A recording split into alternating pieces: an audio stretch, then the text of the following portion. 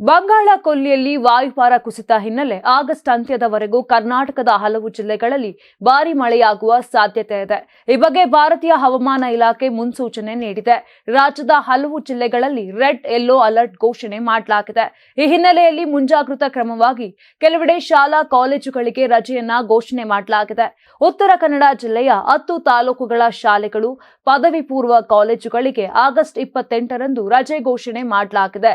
ಜಿಲ್ಲೆಯ ಕಾರವಾರ, ಕುಮಟಾ, ಅಂಕೋಲಾ, ಹೊನ್ನಾವರ, ಭಟ್ಕಳ, ಶಿರಸಿ, ಸಿದ್ದಾಪುರ, ಯಲ್ಲಾಪುರ, ದಾಂಡೇಲಿ ಹಾಗೂ ಜೋಯಿಡಾ ತಾಲೂಕುಗಳ ಶಾಲಾ ಕಾಲೇಜುಗಳಿಗೆ ರಜೆಯನ್ನ ನೀಡಲಾಗಿದೆ. ನಿರಂತರ ಮಳೆ ಹಾಗೂ ರೆಡ್ ಅಲರ್ಟ್ ಹಿನ್ನೆಲೆಯಲ್ಲಿ ವಿದ್ಯಾರ್ಥಿಗಳ ಸುರಕ್ಷತಾ ದೃಷ್ಟಿಯಿಂದ ರಜೆಯನ್ನ ಘೋಷಣೆ ಮಾಡಲಾಗಿದೆ. ಹೀಗಂತ ಜಿಲ್ಲಾಧಿಕಾರಿ ಲಕ್ಷ್ಮೀ ಪ್ರಿಯಾ ಸ್ಪಷ್ಟಪಡಿಸಿದ್ದಾರೆ. ಸಮುದ್ರದಲ್ಲಿ ದೈತ್ಯಾಕಾರದ ಅಲೆಗಳು ಏಳುವ ಸಾಧ್ಯತೆ ಇರೋದ್ರಿಂದ ಸಮುದ್ರಕ್ಕೆ ಇಳಿಯದಂತೆ ಮೀನುಗಾರರಿಗೆ ಎಚ್ಚರಿಕೆಯನ್ನ ನೀಡಲಾಗಿದೆ. ಶಿವಮೊಗ್ಗ ಜಿಲ್ಲೆಯಲ್ಲೂ ಮಳೆ ಆರ್ಭಟ ಮುಂದುವರೆದಿದ್ದು, ಸಾಗರ ತಾಲೂಕಿನ ಶಾಲಾ ಕಾಲೇಜುಗಳು, ಅಂಗನವಾಡಿಗಳಿಗೆ ಆಗಸ್ಟ್ 28ರಂದು ಒಂದು ದಿನದ ಮಟ್ಟಿಗೆ ರಜೆಯನ್ನ ನೀಡಲಾಗಿದೆ. ಗಾಳಿಯ ವೇಗ ಗಂಟೆಗೆ 50ರಿಂದ 60 ಕಿಲೋಮೀಟರ್ ಇರಲಿದ್ದು, ಮುಂಜಾಗೃತಾ ಕ್ರಮಗಳನ್ನು ಜಿಲ್ಲಾಡಳಿತ ಕೈಗೊಂಡಿದೆ. ಬೀದರ್ ಜಿಲ್ಲೆಯಲ್ಲೂ ಸತತ 3ನೇ ದಿನವೂ ಮಳೆರಾಯನ ಆರ್ಭಟ ಮುಂದುವರೆದಿದೆ. ಬಿರುಗಾಳಿ, ಗುಡುಗು ಸಹಿತ ವರುಣನ ಆರ್ಭಟಕ್ಕೆ ಜನರು ತತ್ತರಿಸಿದ್ದಾರೆ.